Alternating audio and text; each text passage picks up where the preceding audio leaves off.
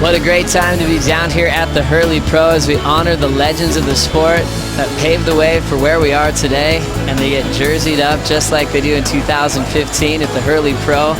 World Surf League, always wanting to give back to the guys that gave us so much. We'll give them an uncrowded lowers lineup in front of a maxed out crowd here on Saturday afternoon. On a great time with the tide, still plenty of swell out the back. With such a great list of surfers that really did so much for pro surfing.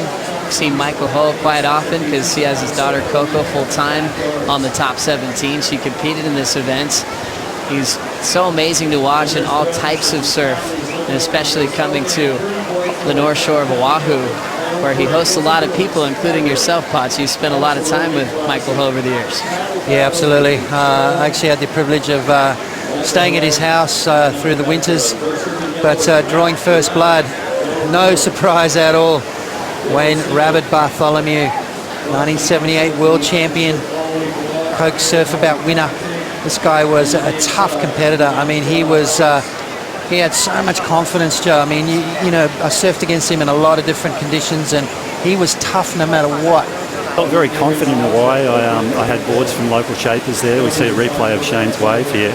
And the thing that I think that really helped me in Hawaii is that Shane and his shaper, Jeff McCoy, were really working on the laser zap surfboard design, and I think they just went a little bit too far with it. I think the Pipe Masters in 1982, Shane... No, I'm just kidding. Everyone is super friendly and fun, and I'm sure they're going to share waves, and they're stoked to be out at lowers. And you can see Shane here getting a nice little inside wave. I was talking with him the other day, and he's laid claim to inventing the floater maneuver, which is what he says. And look, the little 360 try there. Ian, are you giving him that credit? Are you giving him the floater? Peterson, without question. And we were the original Cooley kids. MP, he was a year older, same age as Ian, and myself and Rabbit. And it was right around the time when the shortboard revolution was happening. And to be honest, when we got down rails, all of a sudden we started to get these long barrels at Kura. And I would say, I would have to say that MP probably got the most tube time at Kura over the time. The thing that doesn't get reported about that was Simon actually ended up beating Shane in 2-foot Rincon that year in a final that I think Simon was quoted before he went in the water. He said he felt he had no chance of winning. That's good, Martin. So do I. Like, I actually think everybody should be riding twin fins. Yeah, exactly. But, you know, I'm a little bit biased. All right, let's talk about competitive prowess, Michael Ho. Well, look at Michael Ho on this wave. This is maybe one of the better waves we've seen in the heat so far. As Simon was saying on the beach, I was talking to him before, he said, yeah, well, Ho will be out there trying to find the best wave. There'll be no doubt about that. And that was a really good wave there for Michael Ho. Excellent ride there, PT. Michael Ho showing up in this heat in a big way. I'm already in the quarters. It's a good result. And in Tahiti, I really wanted to win, you know.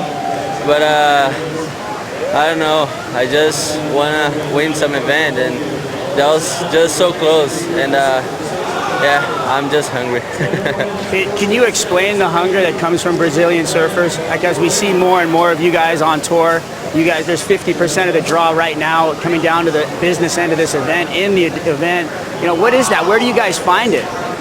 I don't know. I think like we didn't. In the past, it was really hard for us, you know, like I was watching, and like yesterday, last night, I spoke to Nico, and he was telling me a lot of stories, you know, in the past. And legends from Brazil, Nico, and then, you know, you look at what we got going on here. Does it inspire you to see the, you know, the legends of our sport out in the water with you guys? Oh, yeah, it's so sick. I saw Michael Ho and Simon Anderson out there, and some guys too.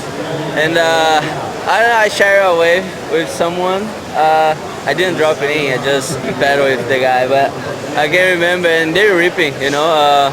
Michael just got sick one, and it's fun to watch these guys, you know, from the past. It's just something different, and I didn't get to see. Now I have this opportunity. All right, well, there you go. Go after it. Take a look at the Legends heat, and congratulations. Yeah, thanks, Ryder. Thanks so much. As we see Simon Anderson up and riding, Medina happy to be on to finals day in the quarterfinals. It's been fun just talking to Simon, still shaping surfboards. His sense of humor is amazing. I've seen him. And then also, lastly, he's a statesman for surfing. Yep. He's one of the most amazingly well-spoken people. He's super easy to get on with. He's a great guy. He's an amazing ambassador for surfing to this day. And you look at this, and he's 60 years old, off the top, off the bottom, big cutbacks. Like, this is sort of like modern surfing. And the fact that he's still able to do this on a shortboard at his age is spectacular. Unbelievable. So impressive to watch, as Ian was talking about those early days of getting a crew together that believed in themselves to take over the world. And, well, PT, what I got to see in busting down the door, it didn't really come that easy all the time. Well, no, of course it didn't. And also, and we really weren't doing it so much for the money, because the money wasn't as like it is today. I mean, I have these statistics in front of me here, which I made MR laugh before, is because at the end of the 70s, I used to have a column in Surfing Magazine, and I added up all the money winnings and the points for the whole decade of the 70s. And it says here that Mark Richards, for the entire decade, I'm not saying 1 year, the entire decade, he won 48 grand for the decade. Wow. And the thing is, we had a dream. You know, like we had a dream we were going to make $1 million. You know, but we didn't make the $1 million. But the guys today are making $1 million, so our dream came true. There you go, there you go. Loving that. Well, Rabbit Bartholomew just got a gem. He's been warming up every morning, every evening. Young Jagger Bartholomew's watching. After that last exchange, well, you know, like Hoey's been sandbagging, but check that off the top there by Sean Thompson. It's been looking, I think Sean Thompson and Michael Ho, but Rabbit had one good one too, but I think it's Sean and Michael Ho at the moment. But you know, Hoey's been sandbagging. I was just telling these guys, he's been surfing Perfect Rocky Point for the last week. Exactly. Okay, I've got a question for Emma. Mark, obviously 4 world titles. You know, back in that day, that was, as we see Shane Horan flying down the line. You know, in the eyes of everyone else, that was never ever going to be surpassed. I mean, did you feel that way when you'd won those 4? Well, I guess, Martin, I knew for sure it was going to take someone 4 years to surpass it. and I think whenever anyone has a record in any sport, it doesn't matter what it is, I don't think you want to see it surpassed. But I thought it would happen one day. And really, you know, what Kelly has done is absolutely phenomenal. Like I say all the time, that he has to be the greatest competitive athlete that we've ever seen on this planet, because, you know, at his age, in an athletic sport like surfing, you know, he should be retired, but he's in there, you know, surfing as well as the guys who are 18, 19 and 20, and he's basically rewriting the book on what you can do as an older athlete. It's absolutely phenomenal what he's doing, and I think there's no question he's the greatest competitive athlete in any sport that we've ever seen on planet Earth. Now, in saying that, do you think his record will be surpassed? Well, it would take a long time, wouldn't it? It'd take a lot. What is it, 11 world titles? Yep. I lose count. You know, sometimes with Kelly it feels like he's won 20 world titles. But, you know, imagine how daunting that would be if you were a young guy coming on the tour and you thought you had a chance of clocking up a few Emma, world just titles. think for a second. But I got to say, in this event, I've been really impressed with Gabriel Medina. He's been just going crazy. Yeah. And up and riding Michael Ho. Whacks it off the top right there. Oh, I lost it on the way down. I'm going to have to give him some... I'm going to give him some after the heat for that one. That was classic. I love the Could have Pix been a heat boys winning wave there. on the He desk. never did that against me. Michael Ho also looking at Ian Cairns. We talk about rivalries a lot. What did Michael Ho do for you and your career? Well, you know, I remember I was kind of like an old guy on the tour, and when Michael and Hans first turned up on the tour, I never rode a wave by myself again. Yeah, who was your guy? In what way, Martin? Oh, just your adversary, the toughest competitor you ever came up against. Well, I think the toughest competitor was whoever was in a coloured singlet in the heat that I was about to go out in. I reckon everyone was tough to beat. You know, it was just. So there wasn't one guy that you went, all right, here we go. There was some guys I didn't like surfing against. PT was one of them. PT, if it was an event in Australia, PT would paddle you all the way to New Zealand. I think mine, and I got an 8.5, and in those days you didn't know what you got. Yeah. We both thought we were winning the heat. We both paddled to actually uppers. Yeah. And never caught another wave for the entire heat.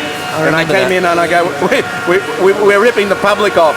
We need to get the priority rule, and it was the next year when Ian got the OP Pro going. I wrote the priority buoy and the priority rule, and we had the buoy. you had to paddle around the buoy. And Shane Horan was an inspiration in that too. He said we need to stop the hassling and get back to surfing. Yeah. Really like that. Shane Horan just got an amazing ride. I'm going to have his rival, Mark Richards, call the replay here.